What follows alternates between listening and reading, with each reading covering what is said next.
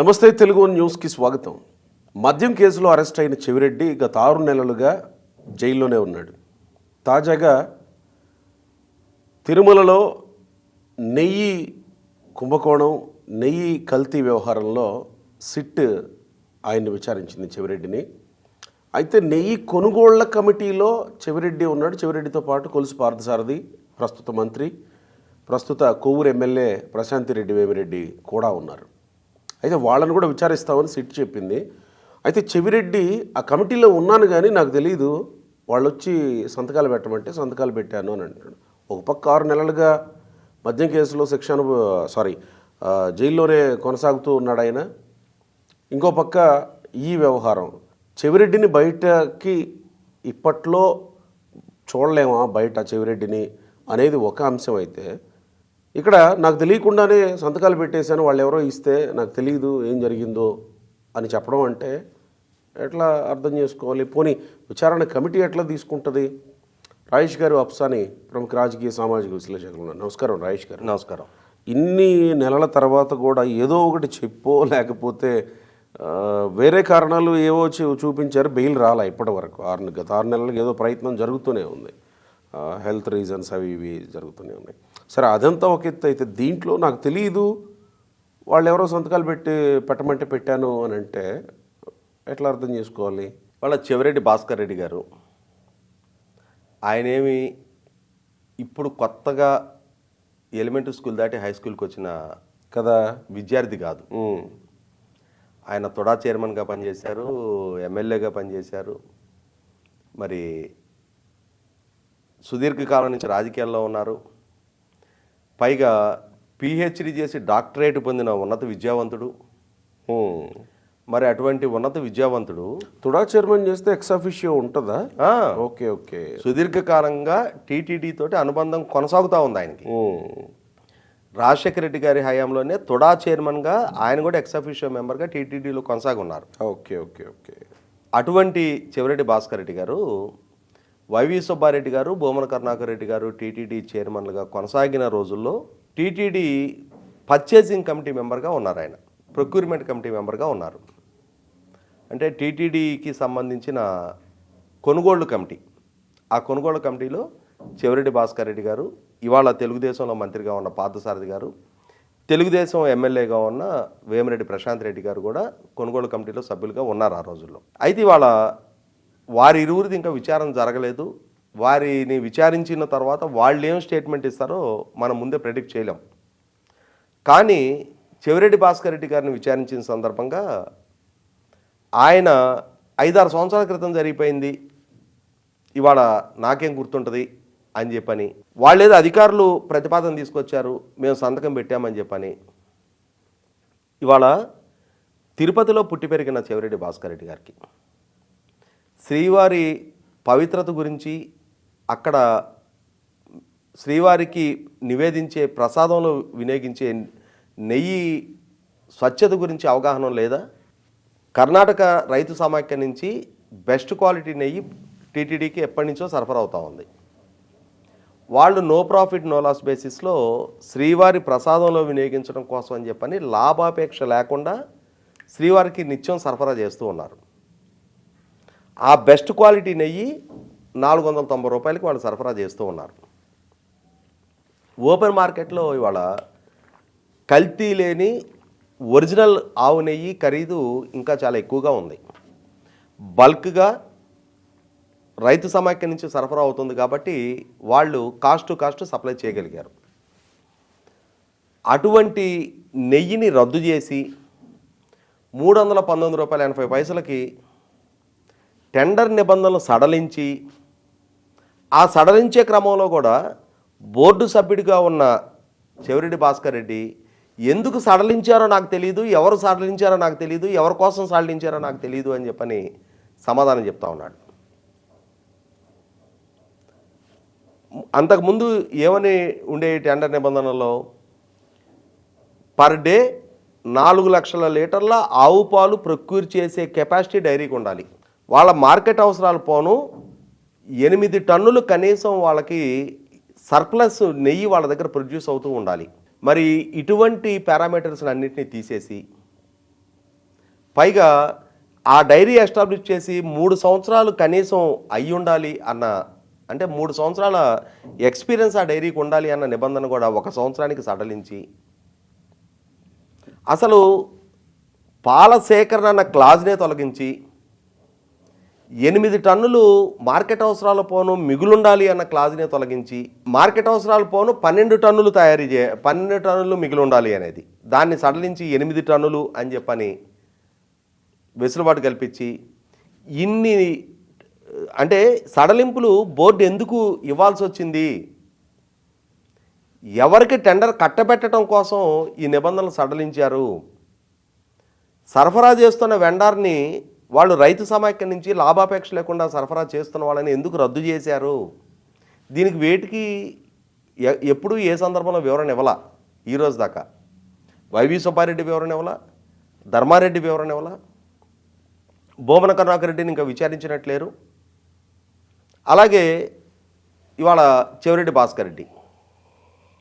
ఆ రోజుల్లో వీళ్ళు మేము శాసనసభ్యులమే బోర్డు మెంబర్లమే అని చెప్పని ఒక్కొక్కళ్ళు రోజుకి లెటర్ హెడ్లు నిండిపోయేటట్టు రికమెండేషన్లు చేస్తా దర్శనాలకి టికెట్లకు పంపించుకున్నారు. ఇదే చెవిరెడ్డి భాస్కర్ రెడ్డి లెటర్ హెడ్ మీద, ఒక లెటర్ హెడ్ మీద 34 మంది పేర్లు రాసిన లెటర్ హెడ్ ఈ మధ్య మీడియాలో చూసాం, మనం సోషల్ మీడియాలో సర్క్యులేట్ అయింది. అంతమందికి ఉంటుందా? ఆరుగురికే ఇవ్వాలి, కానీ వీళ్ళు దాని మీద ఇరికిచ్చి పేర్లు రాసేశారు. స్థానిక శాసనసభ్యులు కదా, వీళ్ళు ఆడింది ఆట పాడింది పాటగా నడిచింది ఆ రోజున. అధికారాలు హక్కులు ఆ విధంగా అనుభవించిన వాళ్ళకి బాధ్యతల దగ్గరికి వచ్చేటప్పటికి, అరే మనం శ్రీవారి సేవకులం, ఇక్కడ ఖరీదు కన్నా కూడా శ్రీవారికి నైవేద్యంగా వినియోగించే ప్రసాదం తయారీలో వాడే నెయ్యి నాణ్యతకు విలువ ఇవ్వాలి అన్న కనీసపు ఇంగితం ఎందుకు ప్రదర్శించాలా? నేను శ్రీవారి భక్తుణ్ణి, మా ఊర్లో శ్రీవారి ఆలయం నిర్మాణం చేయించాను, నేను ఆలయం నిర్మాణం చేయించావు, నామాలు పెట్టుకుంటావు, కానీ ఇవాళ జరిగిన ఈ తప్పుకి బాధ్యులు ఎవరు? బోర్డు సభ్యుడిగా, శ్రీవారి భక్తుడిగా, శ్రీవారి ప్రసాదంలో వినియోగించే నెయ్యి తక్కువ రేటు కాదు, బెస్ట్ క్వాలిటీకి ప్రాధాన్యత ఇవ్వాలి అని చెప్పి నువ్వేమైనా డిసెంట్ వ్యక్తం చేసావా? ఎందుకని వ్యక్తం చేయలే? వైవి సుబ్బారెడ్డి అక్కడ పుట్టి పెరగలా, కానీ నువ్వు అక్కడ పుట్టి పెరిగావు.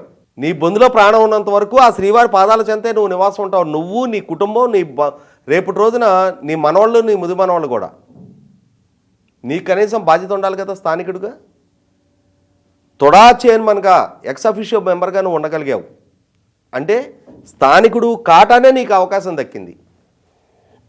మిగిలిన వాళ్ళకన్నా ఆ ప్రాంత పవిత్రతను కాపాడి తీరాల్సిన బాధ్యత నీకు ఎక్కువ ఉంది. ఎంత బాధ్యత రహితంగా వ్యవహరించడం కాకపోతే 319 రూపాయల 80 పైసలకి అసలు 1 లీటరు పాలు కూడా సేకరించని ఒక ట్రేడర్కి టెండర్ కట్టబెడతారా? ప్రాపర్గా క్రాస్ చెక్ చేసుకోరా? అసలు ఎందుకు ఈ టెండర్ నిబంధనలు సడలిస్తున్నారు? ఎవరు కోరిక మేరకు వీటిని సడలిస్తున్నారు?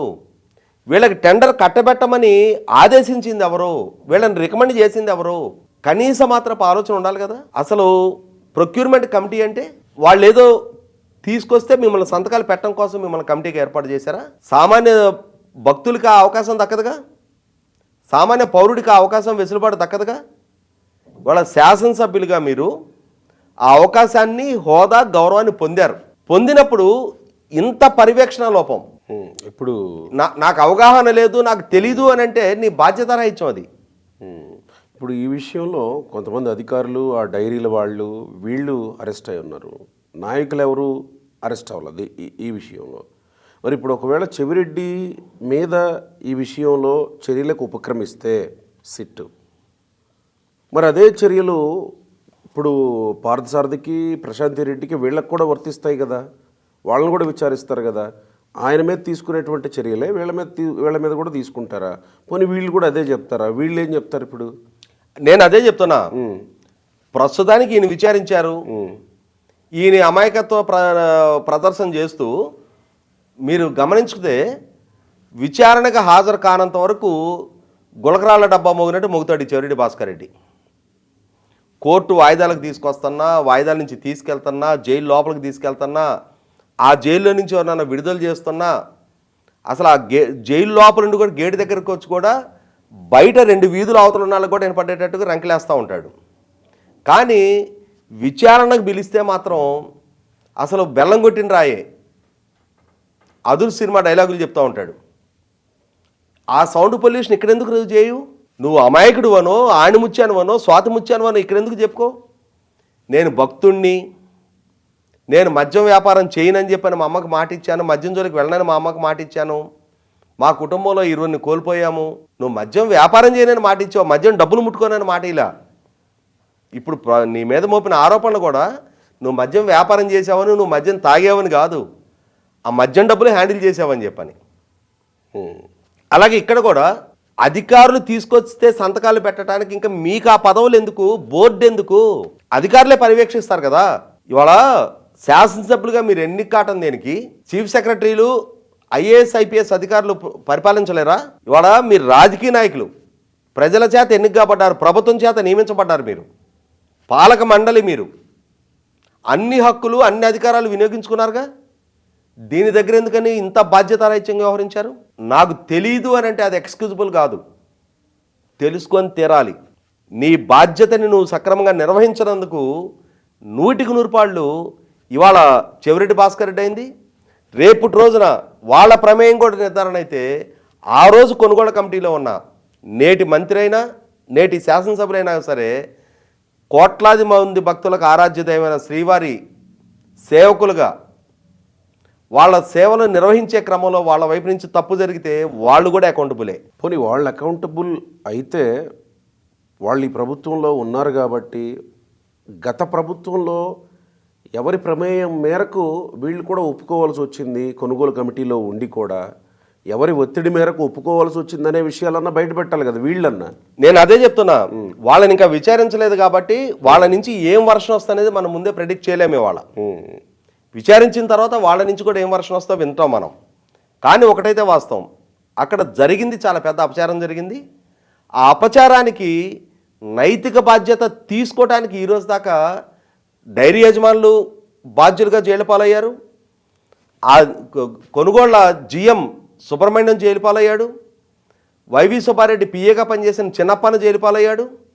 కానీ నాయకులు మాత్రం అందరికందరూ అన్ని ప్రివిలేజెస్, అధికారాలు, హోదాలు అనుభవించిన నాయకులు మాత్రం ఎక్కడ వాళ్ళదంటూ బాధ్యత ఉంది అని చెప్పని ఈరోజు దాకా వాళ్ళు అడ్మిట్ కావటంలా. కానీ సిట్టు ఖచ్చితంగా ఎవరి ప్రమేయం ఏంటి, ఎవరు ఆదేశించారు, ఎవరు అమలు చేశారనేది నిర్ధారణ చేసే తీరుతుంది. సుప్రీంకోర్టుకి సిట్ వైపు నుంచి స్పష్టమైన సాక్ష్యాధారాలతో రిపోర్ట్ సబ్మిట్ చేయడం ఖాయం. సుప్రీంకోర్టు వైపు నుంచి ఆ చర్యలకి ఆదేశాలు వెలువటం ఖాయం. రైట్ అండి, థ్యాంక్ యూ.